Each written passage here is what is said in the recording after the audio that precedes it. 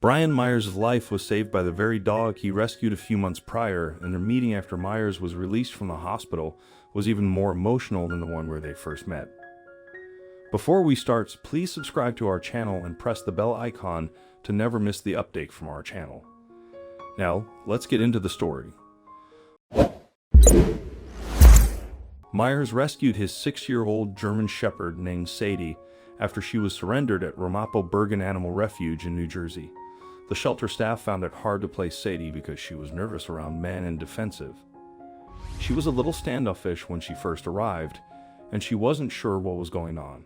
Heather Centrella, the front office manager at Ramapo Bergen Animal Refuge, told the dodo she became a little bit shut down in the shelter, so we knew she was going to need an experienced home with someone who was patient.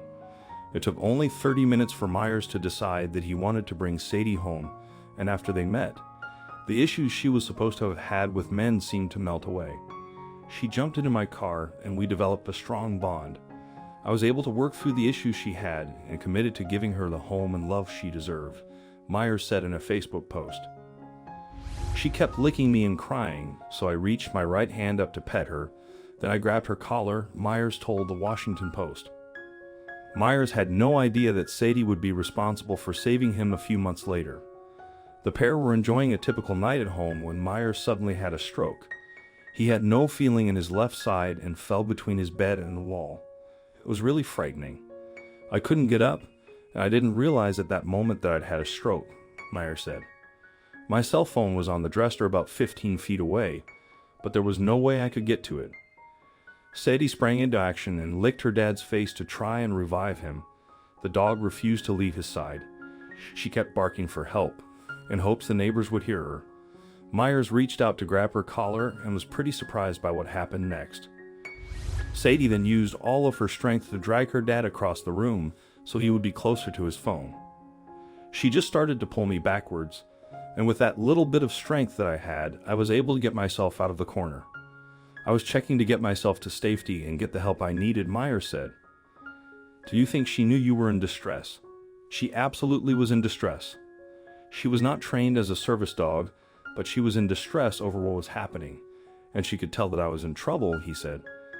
I don't know how she did it, but she knew. Myers was able to reach his phone and call for help. Doctors at the hospital told Myers that Sadie was likely responsible for saving his life. Sadie stayed with Myers' family while her dad spent time at the hospital and then rehab. They did FaceTime, which he said she's a little confused by because she wants to get at her dad and she cries, Centrella said. But he reassures her that he's doing everything he can to get home to her as soon as possible so they can be reunited. When that day finally arrived, it was an exceedingly happy one. Myers shed tears as Sadie leaped into his arms and covered his face with kisses. It was the best decision I'd ever made to adopt her, said Myers. I really feel it was meant to be. We have another kitten story to share with you guys. I hope you would definitely like it. So let's get into the story. Police officers are supposed to serve and protect the people of the world. While it's their duty to look after the public, sometimes their work requires them to stray away from the norm and offer help to those who aren't people at all. The night shift had just begun at Lakeland Police Department in Lakeland, Florida, when a call came in about a kitten aimlessly wandering near a busy intersection in town. Needing to protect their community, Officer Mike Ktten was dispatched to see if he could help the animal. After arriving at the scene, Officer Ktten did his best to calm down the frightened kitten and gain her trust. Finally, he managed to catch the tiny baby and bring her back to the station, where officers expected animal control to pick her up in the morning. However, plans changed when they realized that the kennel where the kitten was staying was much too big, and she could easily escape. Officer Ktten designed a new one for her from a cardboard box. He then placed that back in the kennel where she was supposed to rest until morning. Not long after, however, Sergeant Brian Wallace reported for his shift and noticed the adorable kitten. He decided to keep her company. I got to the station just after Officer Ktten had secured her and went to check on her, he recalled in an interview. Rather than leave her in the kennel, Sergeant Wallace kept the tiny kitten on his lap for the majority of his shift and felt an instant connection. Here she was, alone and frightened. Since this was not too long after the beginning of the shift, I just couldn't leave her in the box for about 10 hours, just to have animal control come and take her away. Sergeant Wallace and the kitten bonded so much over the next couple of hours that when he was sent out on patrol, he decided to bring the little kitten with him. I took the box she was originally put in and placed it in the passenger seat of my patrol vehicle facing me, he explained. The two continued to keep one another company for the remainder of his shift, and that's where she stayed for the rest of the night. She didn't seem to mind, I might add, the sergeant recalled.